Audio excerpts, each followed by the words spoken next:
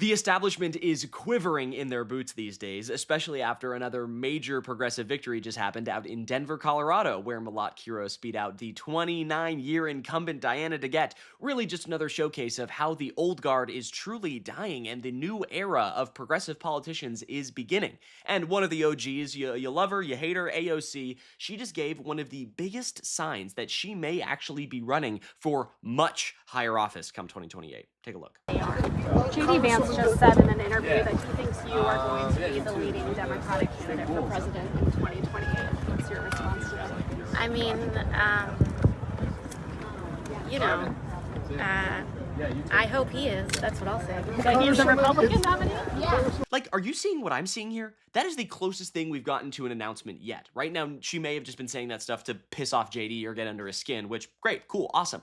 But there's something there, and I don't think I'm crazy, right, in hearing that. Let me know what you think, but it makes sense, right? Because progressives are the future. They're having a moment right now. It is a democratic socialist summer, and they are the future, right? Especially now, we have cases of two extremely high-profile Democrats, both of whom we know want to be president or have been running, kind of gearing for it. Now they're asking for progressives to give them tips. Look at this. We have an Axios reporting that talks about how Kamala Harris actually reached out to Mamdani and pro-Palestinian activists in a run-up to 2028. She privately called Mayor Mamdani last week and has been holding lengthy closed-door meetings with other prominent progressives, including pro-Palestinian activists. And it's not just Kamala Harris. ABC News also reported that California Governor Gavin Newsom has been in touch with Zohran Mamdani. Also, they have texted with each other, calling each other. So that is two of the largest names in the current Democratic Party, right, when it comes to politics. Kamala Harris and Gavin Newsom, you don't get much bigger than that. And they are both individually reaching out to Zohran Mamdani and other progressives to get pointers. They're asking the progressives. Progressives are completely running the narrative right now, right? Because the policy is popular, and it only continues to grow and get more popular. And that's why they're doing this, right? Kamala Harris, the same person who just a few months back couldn't even say or endorse Mamdani. She couldn't even say his name. She's now groveling at his feet for information. Look, as far as I'm concerned, he's the Democratic nominee and he should be supported. Do you endorse his candidacy? I support the Democrat in the race, sure. But let me just say this. He's not the only star. I know that, he's in New York, and I know New Yorkers think they're the center of the world, and here we are in New York having this interview. It is the biggest city in the country. And I love New York, as the saying goes. I really do. Oh, yeah, he's not the only star, and you support the Democrat in the race, and whatever it may be, even though you couldn't explicitly endorse the Democrat running for the mayor of the largest city in the goddamn country, and now here we are. Zohran is one of the most popular politicians in the country. His name recognition is through the roof, right? People cheer when they see him on a screen, okay? I talk about this time I was at watching a FIFA game with a couple friends and, family members alike, and Zohran comes up on screen and everyone starts cheering. And they're not even that political, right? They just like Zohran, right? He is now getting contacted by both Gavin Newsom and Kamala Harris about getting pointers and tips on progressive politics and how they, this is crazy, right? They are trying to, and honestly, it's good, right? It is good that they're talking to him because maybe, there's a way for him to get them to push progressive policy agendas and ideas. But isn't it just a little funny? A little funny that just how quickly the tides have changed on this one? Just a few months back, no one thought this was possible. And now here you have Fox News commentators completely melting down over the socialist takeover of Malat Quiros out in Denver, but also that this is a complete nothing burger and that actually socialists are a joke. Here, take a look. Okay, Tom, but both you and Hassan actually said a key word in your answers. The word was city. Because it's important to note that John Hickenlooper, also in Colorado, but in the Senate, which is the entire state primary, actually fended off his progressive far-left challenger. So what does that tell you about the real potential for this to grow? Even just a few months back, it was, oh no, democratic socialism and progressive politics can only work in Brooklyn. And then it was, oh, it can work in Brooklyn and Manhattan and the Bronx. And then, oh, okay, it can work in all of New York City. And now it can work in any city, period. Just all cities. But it's just growing, right? You see how the goalposts are just shifting and shifting and shifting to become bigger and bigger and bigger? Yeah, right, yeah, yes, the moderate won this time, even though it was a close race, mind you, but the progressives aren't going to slam dunk every single race. We don't expect that. The movement is beginning, right? It's a fledgling. But what will these pundits say when Graham Plattner wins Maine? Or when Abdul Al-Sayed wins Michigan? Democratic and even swing states, right? What will they say then? Or, God forbid, James Tallarico wins out in Texas. What then?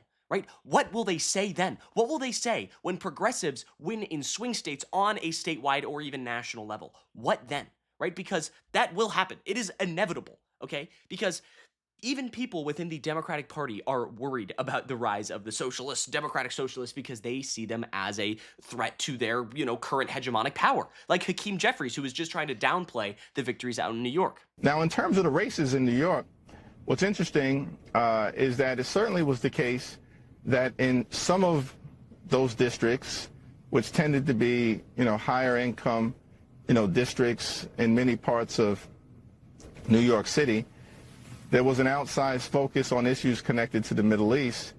The sly, the higher income districts. Okay. Some of them, again, not all of them, by the way, but doesn't really matter. They're running for Congress.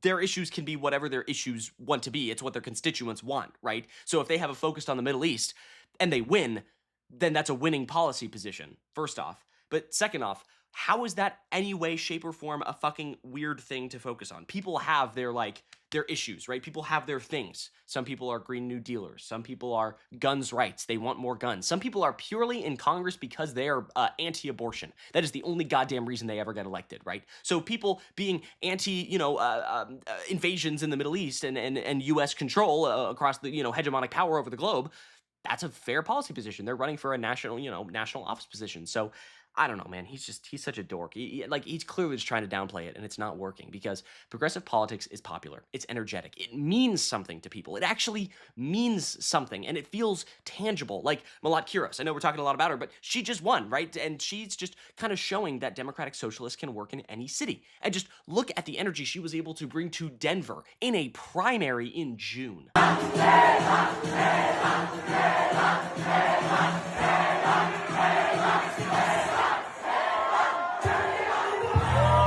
And that same city just voted to send a 29-year-old recovering lawyer.